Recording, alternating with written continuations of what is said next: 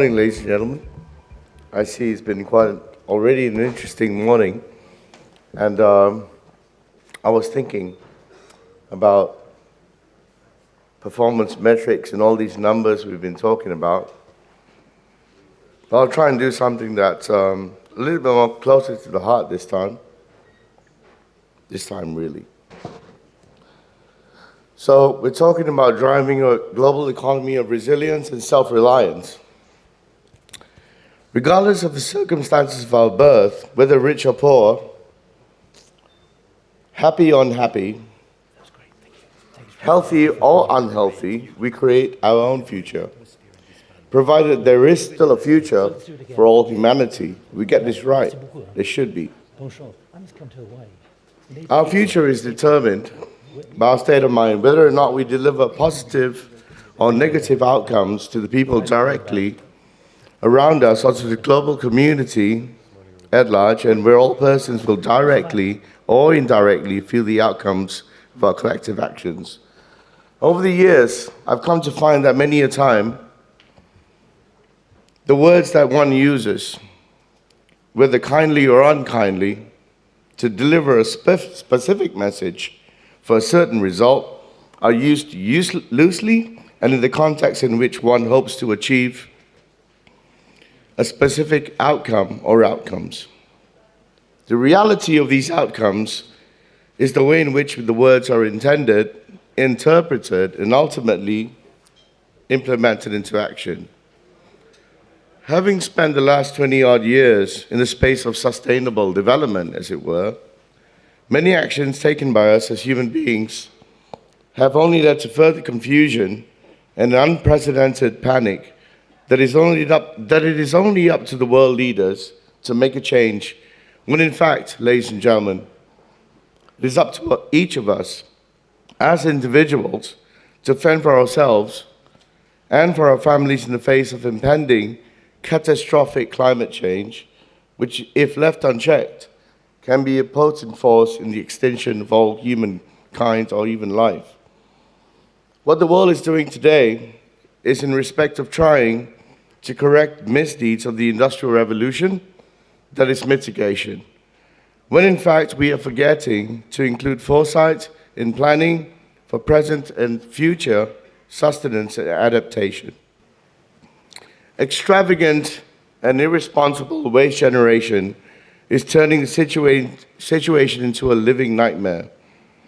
Whether it's a waste of natural resources or waste management, issues leading to emissions of greenhouse gases that are several more times potent than that of GWP, global warming potential, of carbon dioxide. Does the measure of GDP or GNP take this into account or into consideration? The simple answer is that it does not. Therefore, let me emphasize that we can only be resilient as a single human organism, that is a single consideration or a clear consideration of how different systems and species interact and work together over a period of time. Modifications to make this interaction efficient needs to be considered carefully and managed dynamically. That means to actually figure out how we move over a space of time. As things change, we change.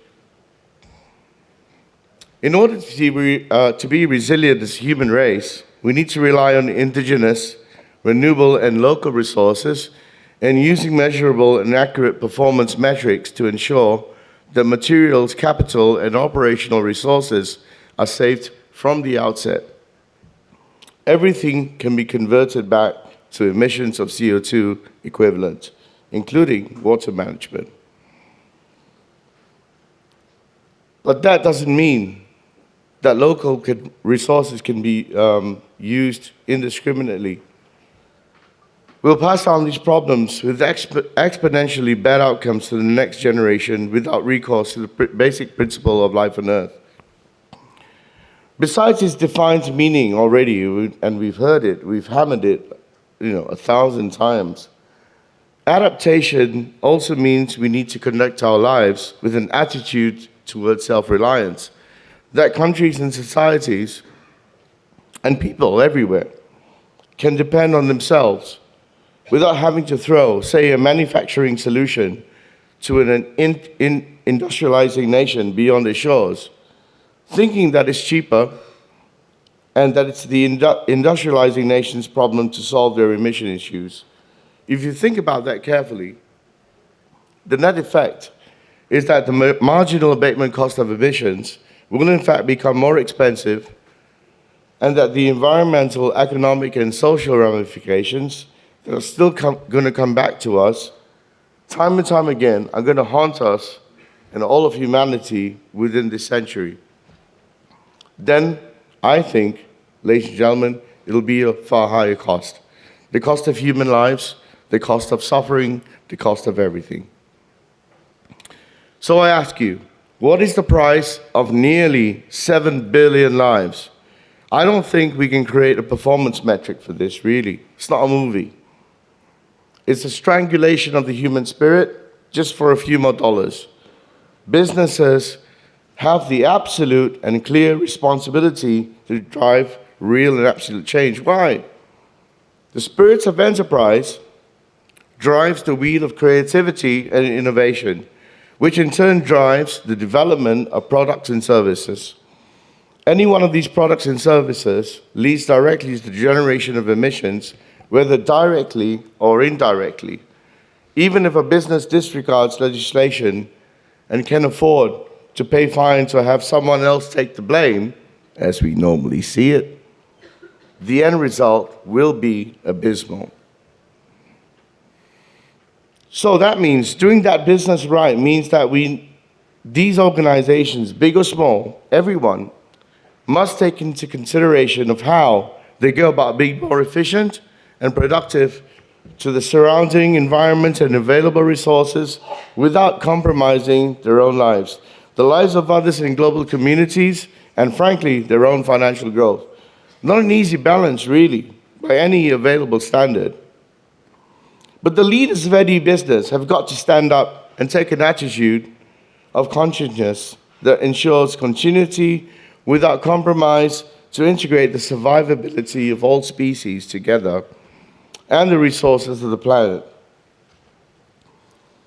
I tell you, if you meet someone who operates a business without a care for anything but cold hard cash, they're shooting themselves in the foot, really, because it means they don't even care about themselves or their families. About a month ago, I received an email from an elderly global citizen, as he called himself. He said that he'd been researching for more than 30 years about climate change and its corresponding social consequences, and that he was trying to reach out to the leaders of climate change and politics, I guess, in that space of time. When I saw that he had written to me, I decided to write him back and tell him I would love to receive the copies of these letters and documents.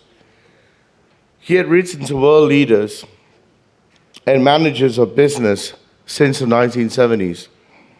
Most of his letters, whether written in his own hand, through his typewriter later on, and then through email recently, went largely unheard or dismissed. I saw these letters and I immediately thought, wow, here's someone who actually cares. So I asked him what he had done in his professional life. He said to me, he was just a machinist. I said, it's good enough. It's good enough. Doing something. This is a person with both knowledge and humility. Because if we discount humility and you think you have all the knowledge, I think we're all wrong. We're all going wrong somewhere. So this person, Gunther Osterman, who resides in Canada, just celebrated his 80th birthday on December the 3rd in Canada, as I mentioned. I want to applaud his true care and concern for the human race. A true individual, my friends. Let's give him a round of applause. Thank you, Gunther. Another single unit of persons of a rare breed, if you will, are Bradley and Debbie Gardner, who have been unrelenting from demonstrating environmental peace for a long, long time. starting off from saving the Bali starlings from extinction in the first place in the island of Bali. I think they had like 5 birds left. And, they went on to the Cologne Zoo and got a few more. And recently, I think it was Dr. Jane Goodall and Mr. Ban Ki-moon, the UN Secretary General, who released a couple of birds. So it's pretty beautiful. But they've been promoting it for all this time, and they've also not wasted their resources and their time. They're in their 60s to the minute, ladies and gentlemen. They are trying to promote the integrative design process, which we do as well. I think we need to look at that for holistic thinking, because it's all about looking at performance metrics, putting things together, trying to understand how each element interrelates to each other. So they can do villas and hotels, but they can also do factories. I salute them. My team at CRX, Climate Resources Exchange, Carbon Bank, is geographically and professionally diverse. We are persons from Singapore, the Netherlands, Italy, the St. Vincent and the Grenadines, Russia, China, India, Australia, and Hong Kong. Probably more, I'm just missing them out, We are a mix of thinkers, engineers, bankers, entrepreneurs, and so on. Well, we have one common goal, a common goal that we all need to achieve, and that is the goal to achieve socio-environmental peace, if you will, in both a practical and economically viable manner. Ladies and gentlemen, businesses of the world, can we all start to drive change? I think we can, because we as global citizens have the power to change the way we think, the way we consume, the way we conserve. Let us all get together and drive positive change so that future generations, if you want to think of them in the first place, become the guardians of a world that is made better before catastrophic climate change continues to fall. Let us therefore all at least try to be the architects of a new generation, to lead by example and show the world we care enough, and do it ourselves, to show ourselves we care enough. Let us unite as one people, one human race, in just one planet, our planet, we all call home. Let that change begin yesterday. Thank you very much.